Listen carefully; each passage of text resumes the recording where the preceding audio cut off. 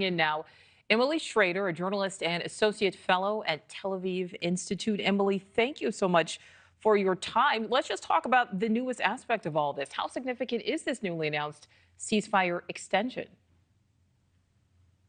Well, I mean, I think it is Israel doing everything in their power in order to ensure the safe release of as many citizens as possible. It's not really a surprising move that the Israeli government would opt to continue for an additional 2 days if we do see that we are getting innocent people who've been kidnapped back. I do have to add at the same time, however, that the fact we're even in this situation in the first place is a little bit ridiculous that the entire, and yes, I mean entire international community, including the Arab world, didn't come down like a ton of bricks on Hamas and demand the immediate and unconditional release. Because what you're seeing happening now is that people who have been convicted of terrorist offenses, people who have stabbed innocent people on the streets, in one case is one of the prisoners who was released actually stabbed someone so severely that the man is paralyzed for life.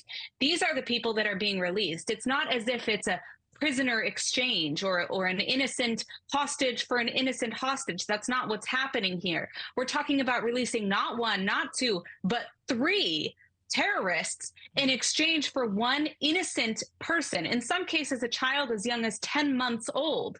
So there's a lot of asymmetry on this entire equation that really shouldn't be made in the first place. These hostages should have been released unconditionally and immediately, and anyone remaining should be released today.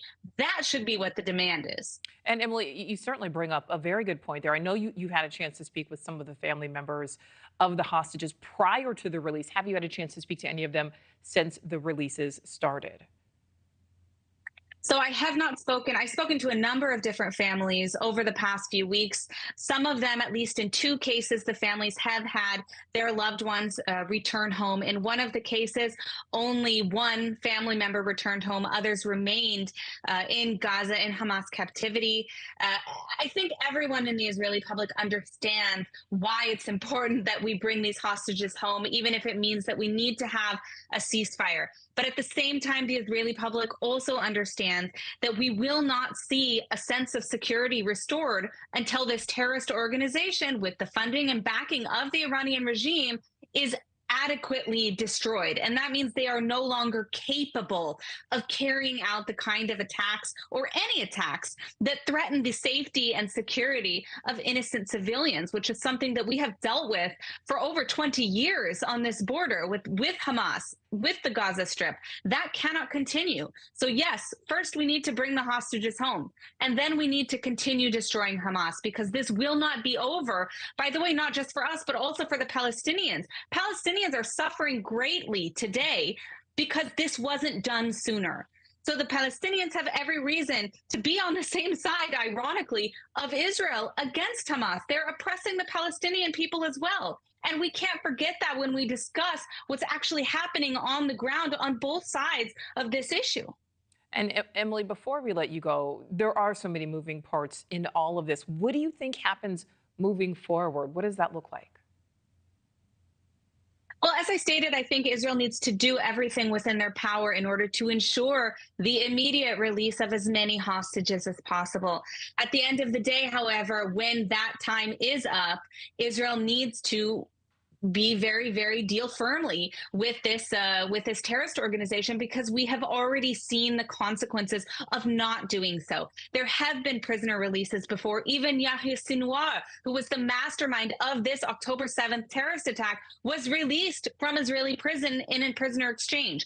We are not going to see an end to this hostage diplomacy type behavior, which, by the way, is another MO from the Iranian regime.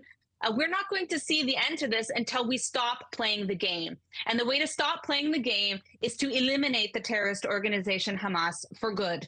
This is not a Gaza Strip that we want to see. We want to see Palestinians live freely and be prosperous and have safety. And that's never something that they're going to have as long as Hamas is controlling that enclave. All right, journalist Emily Schrader, we certainly appreciate your time. Thank you. Thank you for watching. Go to newsnationnow.com to find News Nation on your television provider. And don't forget to click the red subscribe button below to get more of News Nation's fact-driven, unbiased coverage.